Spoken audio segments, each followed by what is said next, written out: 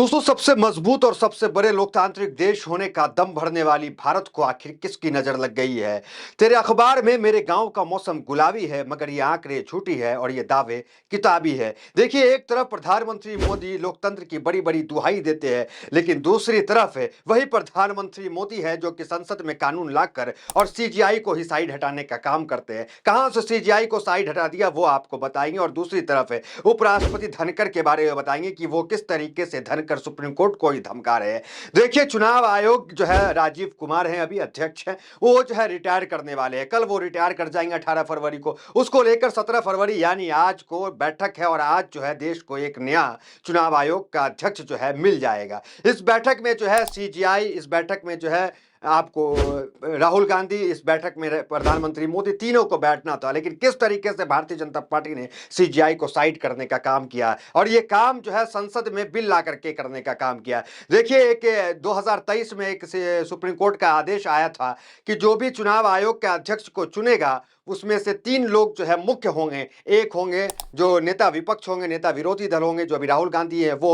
दूसरा prime minister होंगे, और तीसरा जो है सीजीआई होंगे सुप्रीम कोर्ट के। लेकिन किस तरीके से प्रधानमंत्री नरेंद्र मोदी ने संसद के अंदर कानून लाकर सीजीआई को ही साइड करने का काम किया, और आज जब नया चुनाव आयोग चुनना था तो सीजीआई उसमें नहीं है, उसमें सिर्फ प्रधानमंत्री मोदी और राहुल गांधी है। राहुल गांधी भी इसको लेकर एतराज जता चुके हैं, कांग्रेस जो है सुप्रीम कोर्ट जा चुकी है, और 18 को जो है इसको लेकर के सुनवाई भी है। लेकिन प्रधानमंत्री मोदी को क्या जल्दी थी कि सुनवाई तक का वेट भी नहीं किए, और आज ही बैठक कर करके जो है तय कर देंगे कि कौन होगा चुनाव आयोग का अगला अध्यक्ष। देखिए, राजीव कुमार 2022 में जो है चुनाव चुने गए थे, और ये राजीव कुमार जब चुने गए थे उस समय ना राहुल गांधी थे, उस समय ना जो है सीजीआई था, कोई नहीं था, प्रधानमंत्री अकेले, और प्रधानमंत्री मोदी और जो कानून मंत्री है दोनों मिलकर के चुन करके राष्ट्रपति को भेज दिया। कितनी दुर्भाग्य की बात है। लोकतांत्रिक देश है, बड़े बड़े वादे करते हैं, दम भरते हैं, और वहां पर एक प्रधानमंत्री मात्र जो चुनाव आयोग को चयन कर लेता है। और उसी राजीव कुमार को लेकर कितने बड़े बड़े सवाल उठे। वही राजीव कुमार जो 2024 का लोकसभा का चुनाव करने का काम हुआ,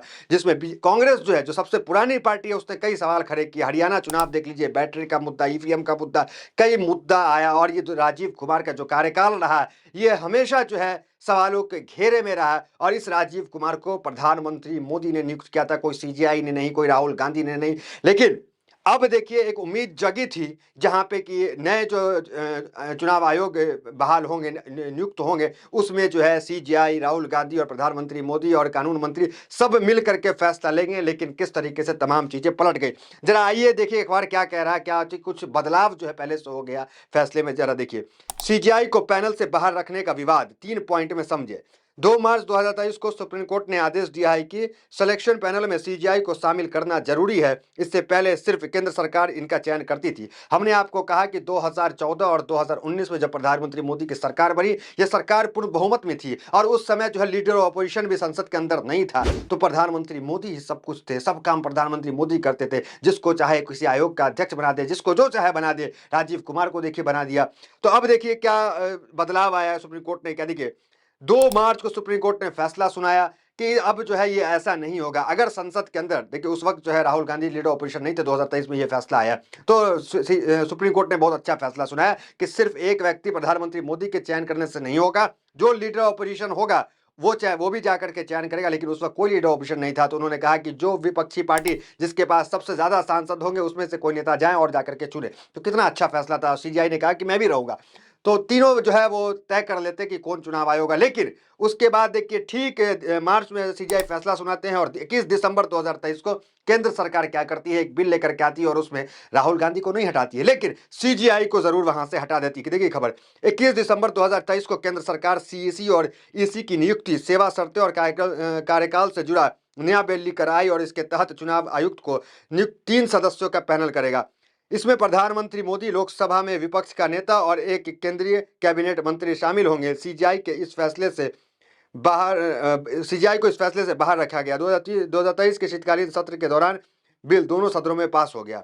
देखिए, दोनों सदनों में बिल पास कर दिया गया और सीजीआई को बाहर करने का काम किया। अब देखिए, इस मामले को लेकर कांग्रेस जो है वो सुप्रीम कोर्ट गई, और 19 फरवरी को ये मामले के नतीजे जो है वो आ जाएंगे, फैसले शायद जो है वो खुल के आ जाएंगे कि क्या होगा। कांग्रेस जो है इसका विरोध किया कि सीजीआई क्यों नहीं होने चाहिए, सीजीआई को होने चाहिए।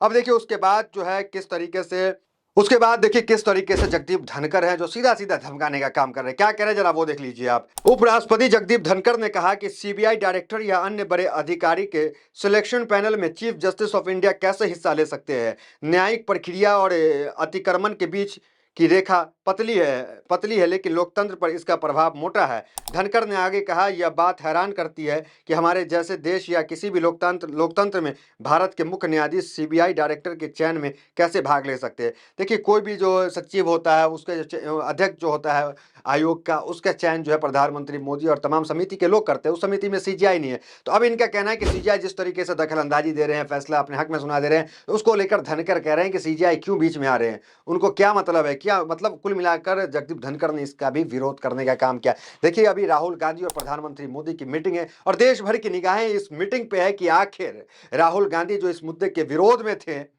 कि सिर्फ हम और प्रधानमंत्री मोदी और एक कानून मंत्री के साथ ये फैसला नहीं हो सकता है कि इसमें जो है सीजीआई का होना लाजिम है, लेकिन सीजीआई को जो है कानून के तहत ही मोदी सरकार ने हटाने का काम किया। और उसके बाद खबर ये आ रही है कि जो अब दूसरे जो उम्मीदवार मतलब जो सीनियर हैं वहां पर आपको इलेक्शन कमीशन में, वो जो है अमित शाह के कार्यकाल में अमित शाह के बहुत करीबी रहे हैं, अफसरों में से रहे हैं और उनको जो है ये पदभार प्रधानमंत्री मोदी सौंपना चाहते हैं। देखिए वो जो धारा 370 हटा, उस वक्त भी अमित शाह जो है उस अधिकारी को तमाम कारोबार संभालने को दिए। उसके बाद जो है आपको राम मंदिर का मामला हुआ, उसमें भी संभालने को दिए। तो उन पर भी सवाल उठ रहा है कि आखिर क्यों प्रधानमंत्री मोदी अपने चहेते और अपने करीबी को जो है इलेक्शन कमीशन ऑफ इंडिया का चीफ बनाना चाहते हैं। तो देखिए इस मुद्दे का बवाल अब आगे कहां तक जाएगा, क्या होगा, सुप्रीम कोर्ट क्या फैसला करेगा, जो भी कुछ होगा सबसे पहले बताने का काम करेगा। तो फिलहाल खबर में इतना ही, मिलता है वीडियो मेरे साथ। बहुत बहुत धन्यवाद।